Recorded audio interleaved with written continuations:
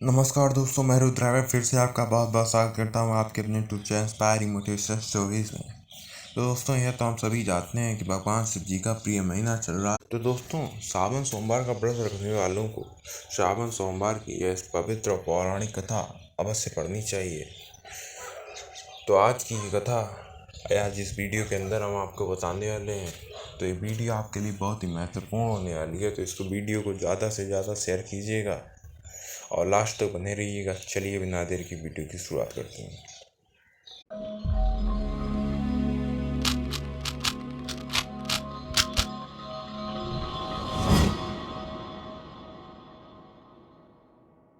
तो श्रावण सोमवार की कथा के अनुसार अमरपुर नगर में एक धनी व्यापारी रहता था।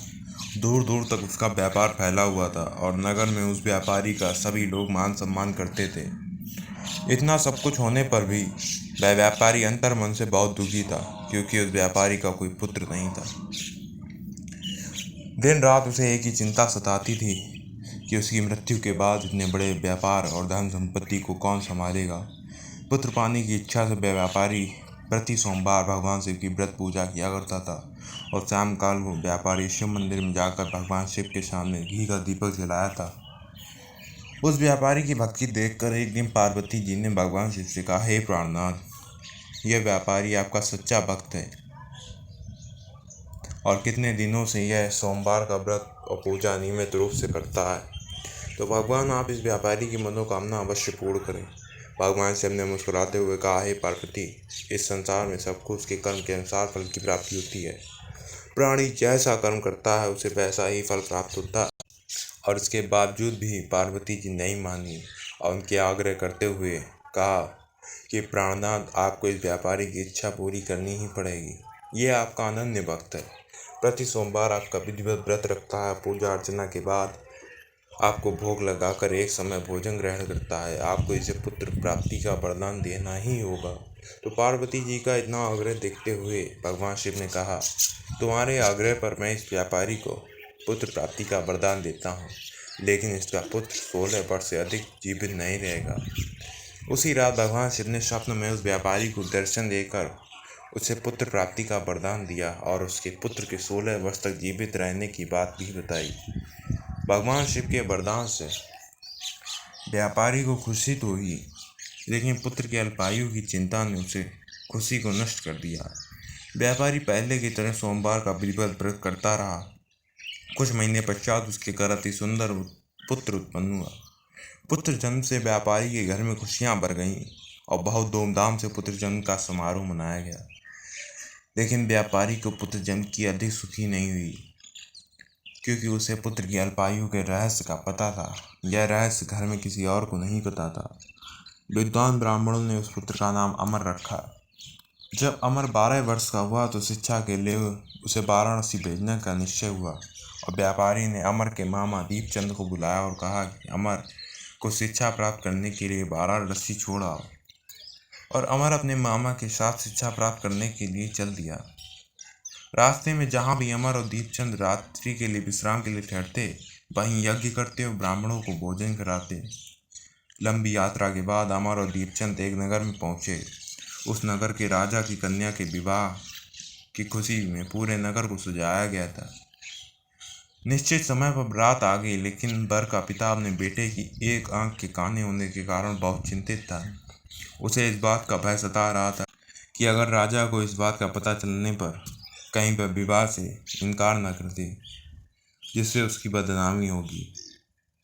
वर के पिता ने अमर को देखा तो उसके मस्तिष्क में एक विचार आया। उसने सोचा, क्यों न इस लड़के को दूल्हा बनाकर राजकुमारी से विवाह करा दूं और विवाह के बाद इसको धन देकर विदा कर दूंगा और राजकुमारी को अपनी नगर ले जाऊंगा।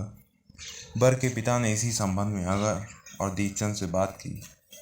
दीपचंद ने धन मिलने के लालच में वर के पिता की बात स्वीकार कर ली।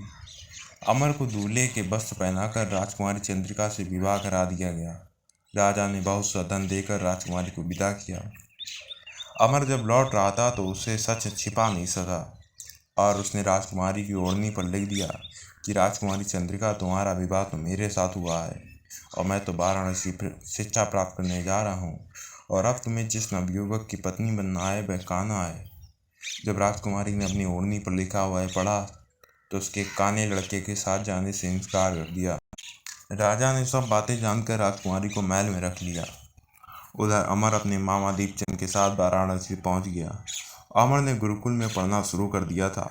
जब अमर की आयु 16 वर्ष की पूरी हुई तो उसने एक यज्ञ किया। यज्ञ की समाप्ति पर ब्राह्मणों को भोजन कराया और खूब अन्न वस्त्र दान किए।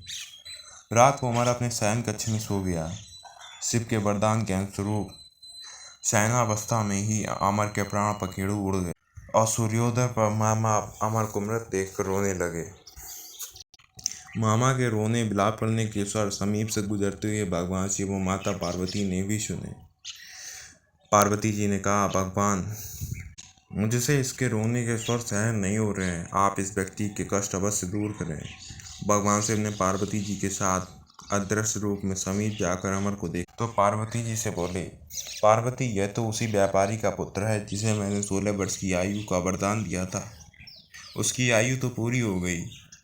पार्वती जी ने फिर भगवान शिव से निवेदन किया, हे प्राणनाथ, आप इस लड़की को जीवित करें, नहीं तो इसके माता पिता पुत्र की अल्पायु के कारण रो रोकर अपने प्राणों का त्याग कर देंगे।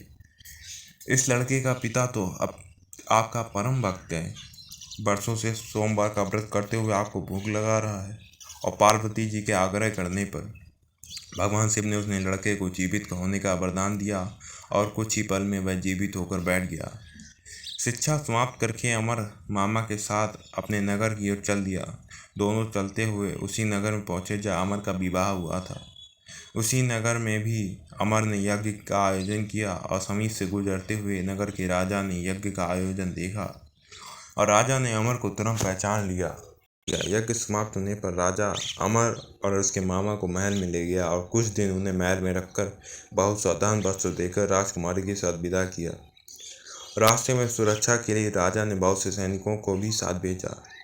दीपचंद ने नगर में पहुंचते ही एक दूत को घर भेजकर उसके आगमन की सूचना भेजी।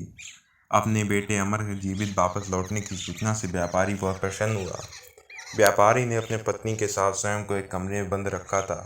भूखे प्यासे रहकर व्यापारी अपनी बेटे की प्रतीक्षा कर रहे थे। उन्होंने प्रतिज्ञा कर रखी थी कि यदि बेटे की मृत्यु का समाचार मिला तो दोनों अपने प्राण त्याग देंगे। व्यापारी अपनी पत्नी और मित्रों के साथ नगर के द्वार पर पहुंचा।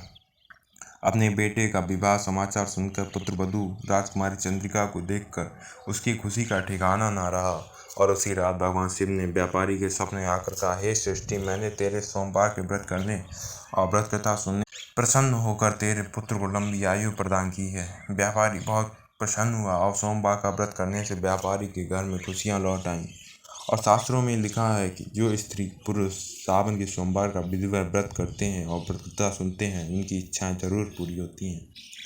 तो दोस्तों, आप इस कथा के पढ़ने के लाभ भी जान लेते हैं। श्रावण सोमवार की कथा पढ़ने तथा श्रवण करने से पुत्र को लंबी आयु भी प्रदान होती है।